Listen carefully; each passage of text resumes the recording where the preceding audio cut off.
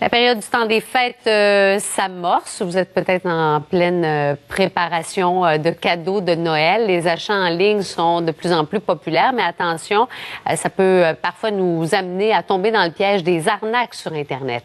Richard Olivier. L'an dernier, 60% des adultes québécois a fait au moins un achat en ligne. Les pirates les ont à l'œil et tentent de les piéger par courriel. Quand c'est trop bon pour être vrai. Ouais.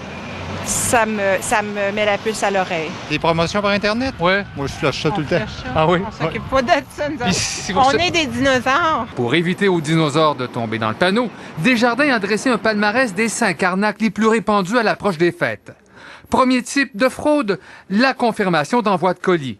Si vous recevez un courriel urgent qui vous demande des informations personnelles, regardez sa provenance. Ça vient peut-être d'un fraudeur. Cet expert en sécurité informatique nous dit qu'il ne faut pas cliquer sur n'importe quel lien. S'il y a quelque chose qu'il faut cliquer dessus ou qu'il y a un fichier attaché, c'est pas normal, à moins qu'on ait demandé de recevoir un fichier, qui est rarement le cas. Au deuxième rang, l'appel d'une institution financière qui veut valider une transaction. Le fraudeur va essayer de vous extirper des informations personnelles, ce qui ne se fait pas en général. C'est eux qui vont s'identifier. Alors, ils vous demanderont jamais vraiment aucune information, à part valider que c'est bien vous qui êtes au bout du téléphone avec votre nom, peut-être. Mais ils vont tout simplement vous poser des questions sur les dernières transactions et c'est eux qui vont vous dire « Avez-vous fait tel achat, tel achat? » En troisième et quatrième place de ce palmarès arrivent les cartes de Noël électroniques et aussi les applications, les jeux qu'on trouve sur Internet. Derrière ces programmes peuvent se cacher des logiciels malveillants.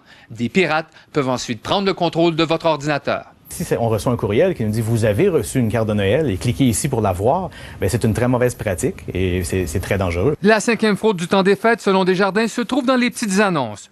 Une fraude populaire dont on entend parler toute l'année. La fondation de cette fraude-là, c'est qu'ils envoient un chèque qui n'est pas bon et puis nous demandent de renvoyer la balance. Alors, c'est sûr qu'il faudrait attendre que le chèque soit passé et puis qu'on ait l'argent. Si le message commence à porter, il y a malheureusement trop de victimes qui sont encore piégées par les pirates. Suivre ses conseils, c'est éviter de se faire passer un sapin.